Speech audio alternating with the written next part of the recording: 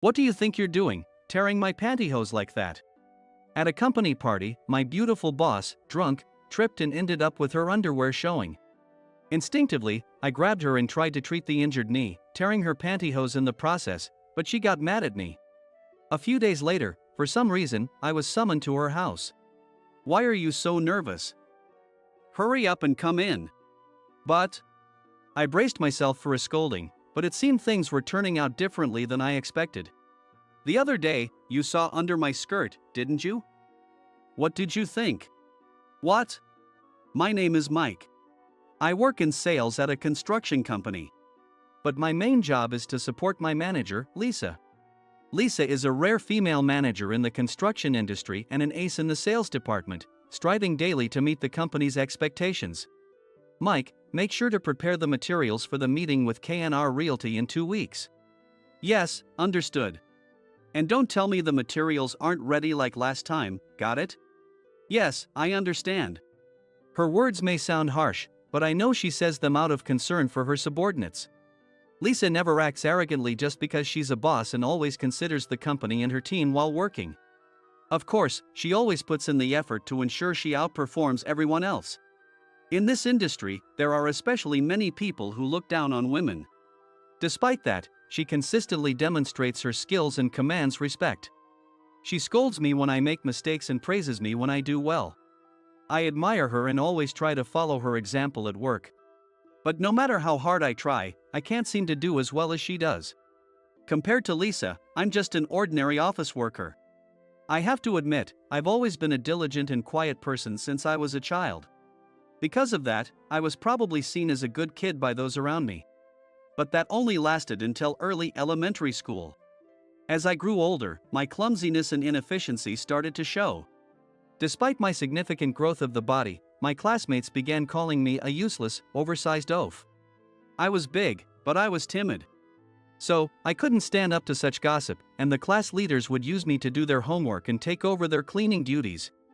This didn't change even in middle school, where my classmates would taunt me in mean-spirited ways. Mr. Brown.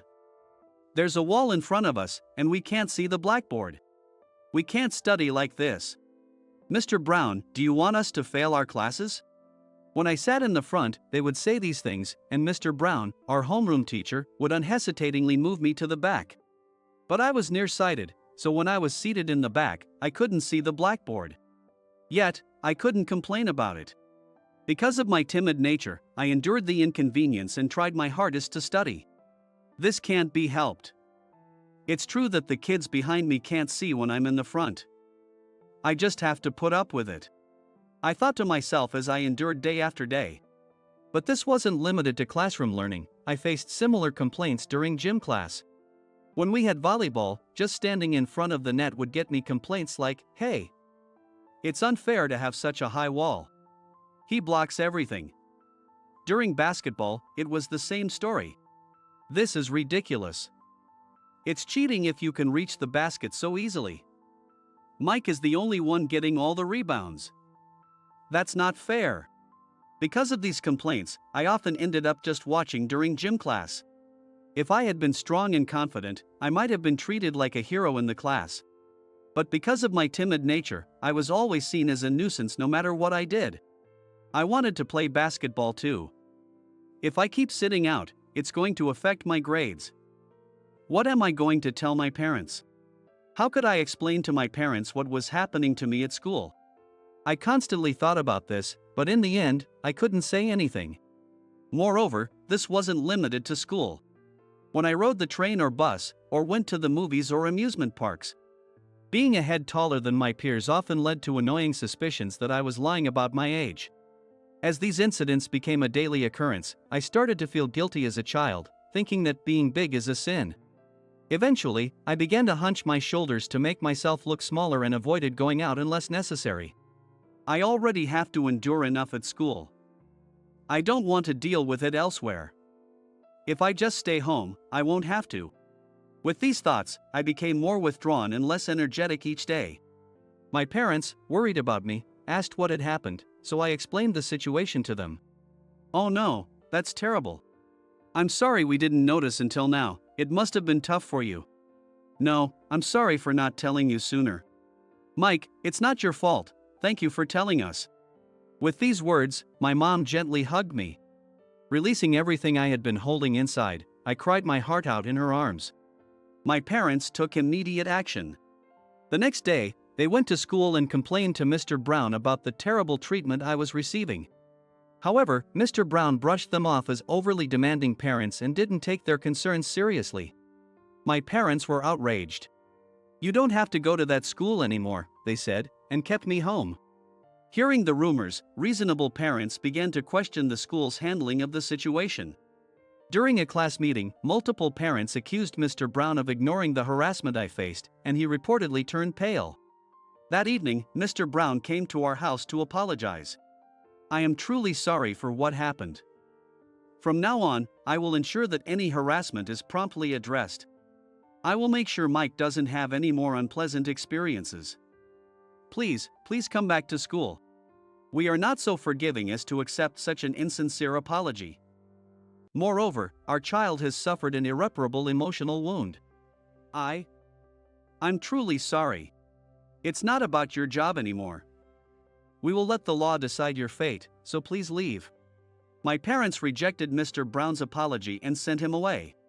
Mr. Brown, finally realizing the seriousness of the situation after encountering my parents' genuine anger, seemed to be overcome with guilt. A few days later, Mr. Brown suddenly submitted his resignation to the school and disappeared. No one could reach him, despite multiple attempts. When my parents heard this from a friend, they felt somewhat conflicted but couldn't bring themselves to sympathize. A few days later, Mr. Smith, the principal, came to our house, now reversing his stance. "We deeply apologize for this incident. Mr. Brown has been dealt with appropriately and has resigned." I see. Also, to ensure that Mike's graduation and high school entrance are not affected, we will handle everything accordingly. Thank you for your consideration. Principal Smith wiped the sweat from his brow and kept bowing to my parents until the end. My parents were satisfied with his response regarding my graduation and high school admission. As promised, I was recommended to a high school known for valuing individuality. Finally, I could find some peace. At my new high school, my height was seen as an advantage, and for the first time, the boys complimented me, saying, "You're tall and cool." But since I had always seen my height as a flaw, I was initially taken aback by their reactions. Not being used to compliments, I couldn't easily trust the goodwill of those around me. Still, a woman appeared who said, "You shouldn't feel insecure about that." I like tall men, and I decided to trust her and start a relationship. However, after 6 months, her attitude changed. "My neck gets tired from always looking up at you, can't you try to lower your gaze as mine? You don't understand my feelings at all, do you?" She began to complain more and more, and ultimately said, "You're just too tall. I regret dating you," and she dumped me. Just when I was starting to gain confidence. In the end, my height once again left me deeply hurt. I resumed living hunched over, leading to another dark student life. I thought that if going to college would just lead to more of the same, it might be better to get a job instead. With that in mind, I started job hunting. But I wondered if there was any company that would hire someone like me.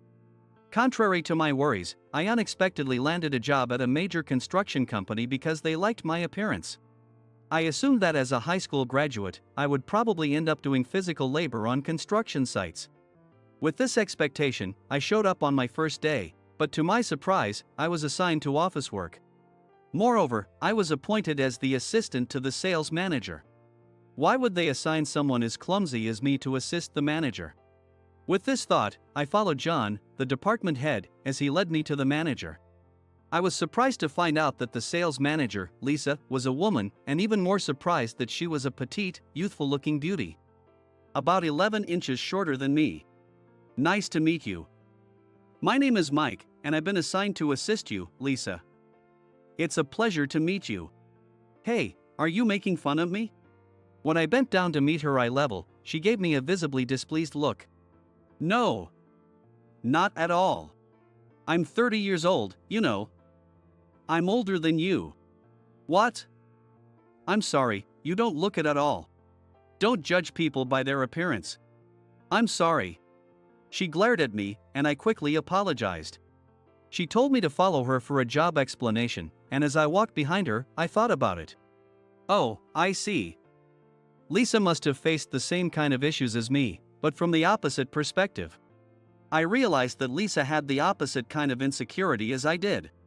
Understanding this, I tried my best not to touch on the subject. However, Lisa often harshly dug into my old wounds with her blunt words. I've explained how to make these materials before, right? You're just big and useless. Did all your nutrients go to your body during growth? You're big, so stand tall. Don't slouch. She scolded me like this almost every day. Maybe I'm just not compatible with Lisa. Feeling this way made work tough. I sighed and said, I made Lisa angry again today. Well, it's my fault for not doing things right. Despite this, John always had me accompany Lisa on her business trips.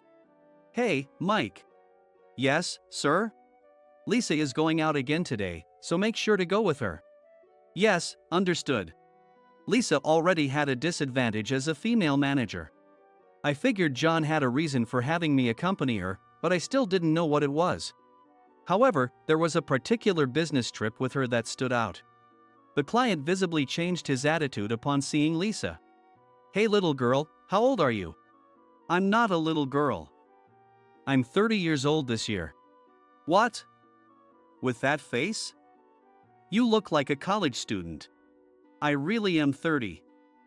Thank you for saying I look young. Even if you're 30, do you know we're a liquor company? Can someone like you even drink? I like alcohol, so I drink quite a bit. Okay. Despite being insulted and unfairly treated, Lisa always responded with a smile, though she showed her frustration on the way back. But as soon as we returned to the office, she acted as if nothing had happened, smiling and giving directions to everyone. Lisa is strong, unlike me. I'm jealous of her. I thought so, but one day, as I was leaving the office, I happened to see her clenching her fists and shedding tears of frustration. When I saw her tears, I felt an overwhelming sense of sympathy. At that moment, I finally understood why John had me accompany Lisa. John is genuinely worried about Lisa. He probably wants us, who both have our insecurities, to support each other. I need to protect Lisa. From then on, I started standing up to clients who treated Lisa unfairly. However, my enthusiasm sometimes backfired, causing us to lose contracts. Mike, just don't interfere. It's enough for you to just stand behind me. I am sorry. Well, it's done now, but be more careful next time. After getting scolded by Lisa back at the office, I made sure not to speak out unnecessarily, even if I felt strongly about something. I realized that I shouldn't let my actions undermine Lisa's hard work. Instead, my tall, stern presence behind Lisa started to intimidate clients without me even realizing it. Gradually, the incidence of Lisa being mistreated decreased. One day, John called me to the meeting room. Excuse me. You wanted to see me, John? Ah, yes, come in. So, what is this about? I just wanted to tell you that I was right in choosing you. What? I recognize Lisa's abilities, but I was also worried about her. So my assumption was correct. John continued to talk about Lisa. Ever since she joined the company, her short stature and youthful appearance had caused others to underestimate her. Indeed, it's rare for a woman to be in sales in the construction industry. Interacting with burly, rugged individuals, she probably appeared like a young girl. However, through extra effort, Lisa had climbed to the position of manager on her own. Despite this, John was still concerned and saw potential in me as her support. Mike, you've been more helpful than I imagined. I truly appreciate it. No, I haven't done much. Lisa often gets angry at me. Haha, Lisa is strict because she's serious about her work. But she does it because she cares about you. You understand that, right? Yes, I do. Then accept it gracefully and continue to grow. Yes, sir. John smiled and said to me. He was looking out for both Lisa and me. To meet his expectations, I clumsily, but perseveringly, supported Lisa. To ensure Lisa wasn't disrespected, I put extra effort into preparing materials and proactively made suggestions. During client visits, I stood by her side, subtly intimidating them enough to make them take her seriously. As a result, my own performance improved, boosting my confidence. John noticed this and praised my efforts, and my evaluations steadily rose. Within a few years, I earned the title of assistant manager. One day, the company organized a social event at a bar. I'm not good with alcohol, and I don't really like these kinds of drinking parties. Honestly, I didn't want to participate, but when I consulted Lisa about it, she scolded me. "You're an assistant manager now, so at least attend the first round." So, reluctantly, I attended the drinking party. We went to a lively bar, but I couldn't help feeling out of place. Having avoided social interactions during my student years, I was not used to such environments. "Hey, Mike, are you drinking?" "Whoa, hey, stop that." A colleague who had always resented my rapid promotion took this opportunity, fueled by alcohol, to confront me. "How did you get in with the manager?" "What? I didn't do anything." "Really? Then how did you climb the ranks so quickly?" "Sure, you're doing well now, but you were a mess at first." You didn't seduce her, did you?" "Of course not." "Nah, no way. She's pretty, but she looks like a kid." "That would be so wrong, feels like something illegal." "Yeah, I get that." They continued making inappropriate remarks about Lisa, trying to provoke me. I wanted to grab my colleague who made those vulgar comments, but I held back, glaring at them instead. Suddenly, Lisa stepped in. "You guys seem to have a lot to say, but I've been alive 10 years longer than any of you. If you have something to say it to me directly." "What were you saying about me?" Nothing. We're, going over there now." Under Lisa's smiling yet intimidating presence, they quickly left without apologizing. "Lisa. It's always like this, Mike. Don't worry about it." "But it's fine. I think I drank too much, I'm going to get some fresh air." With that, Lisa, slightly unsteady, walked out of the bar. Worried about her, I immediately followed. Lisa always wore high heels, and even when she was sober, I often worried she might trip. Now, being drunk, I was even more concerned. I once pointed out her choice of footwear. "Mind your own business. I can wear whatever I want." She snapped at me, and I never mentioned her heels again. Just as I hunched to hide my height, maybe Lisa wore high heels to conceal her insecurities. But she's so drunk and unsteady. If she walks in those shoes, she's going to fall. I rushed to support her, but it was too late. My worst fear came true. Lisa tripped over the step at the entrance and took a spectacular fall. The force of the fall caused her skirt to flip up, exposing her underwear. "Oh, I told her this would happen, but I'm not looking." I didn't see anything. Looking around, I saw nearby employees awkwardly averting their eyes, clearly having seen everything. Given how close they were to the entrance, they definitely saw everything. Other employees, watching from a distance, started whispering to each other. "Wow, seriously? That's so embarrassing."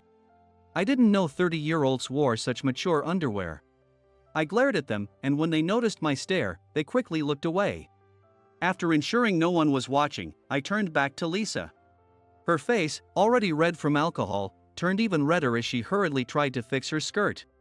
As she struggled to stand, she wobbled again. Seeing this, I quickly stepped in, creating a barrier from prying eyes, and effortlessly lifted her in a bridal carry. "Excuse us for a moment." "What are you doing, Mike?" Surprised, she raised her voice. "You've hurt your knee. We need to take care of it immediately."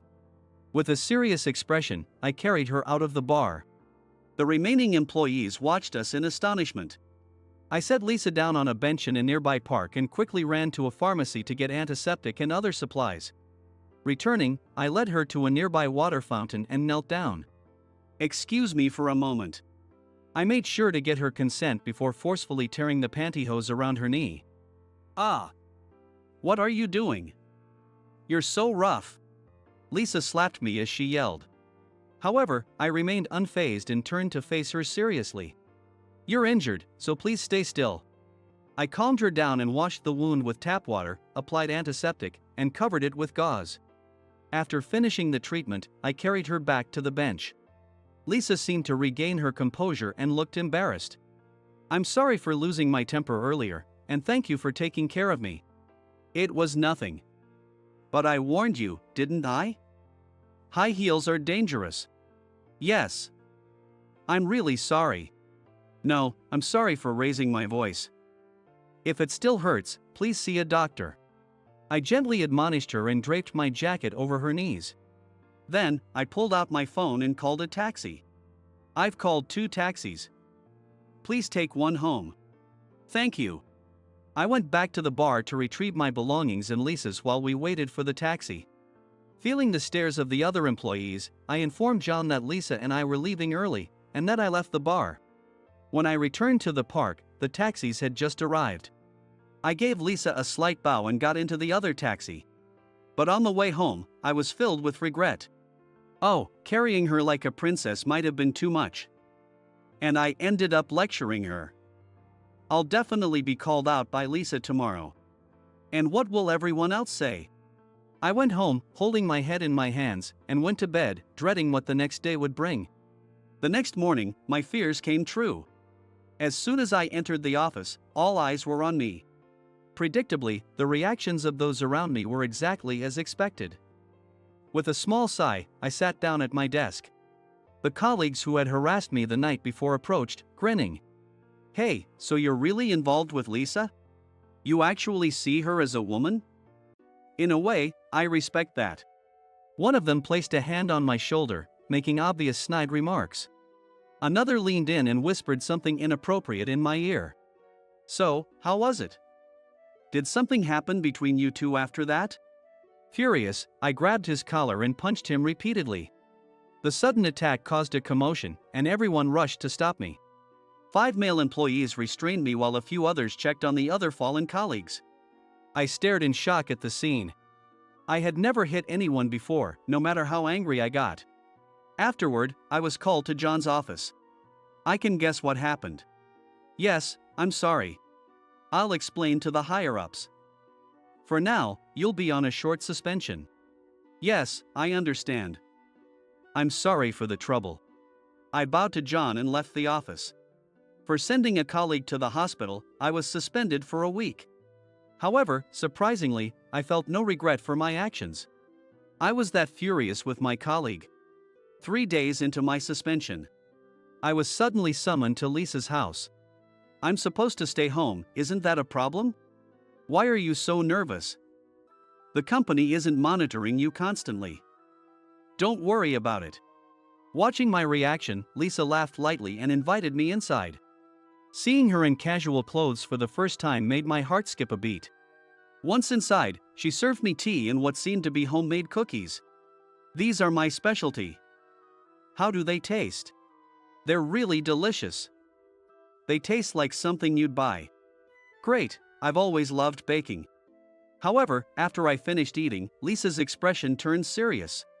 He had 2 teeth knocked out. His face was so swollen it was unrecognizable. "Oh, really? Mike, why did you do that? I know you're not the kind of person to hit someone without reason. So tell me why."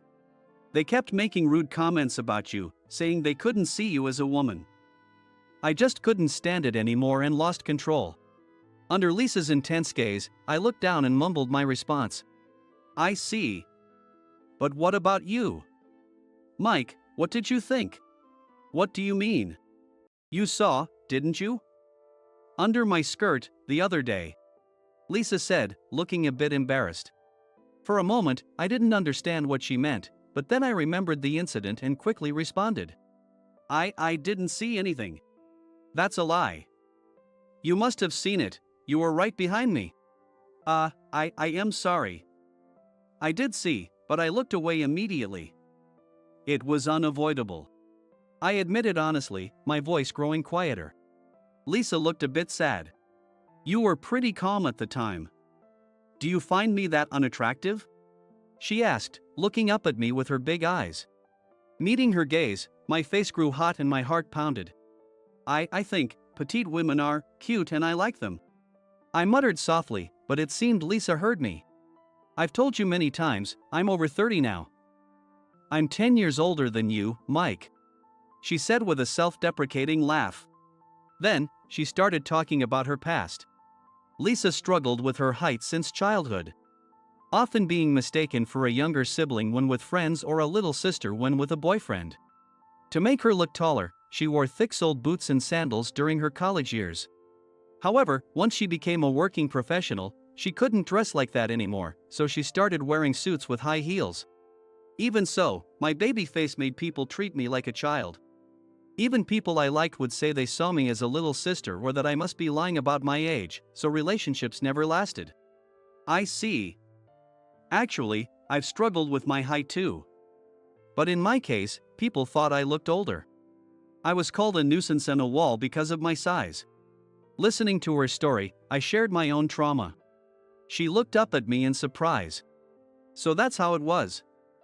I've said terrible things to you over the years, haven't I? I'm used to being treated like that, so it's okay. Seeing her genuine remorse, I quickly reassured her. But watching her shake her head, I couldn't help but find her adorable. I couldn't just ignore someone struggling with the same issues. I said, speaking my mind.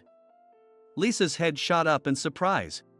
Her expression was one of astonishment. Seeing her face, I couldn't help but laugh. You're really something.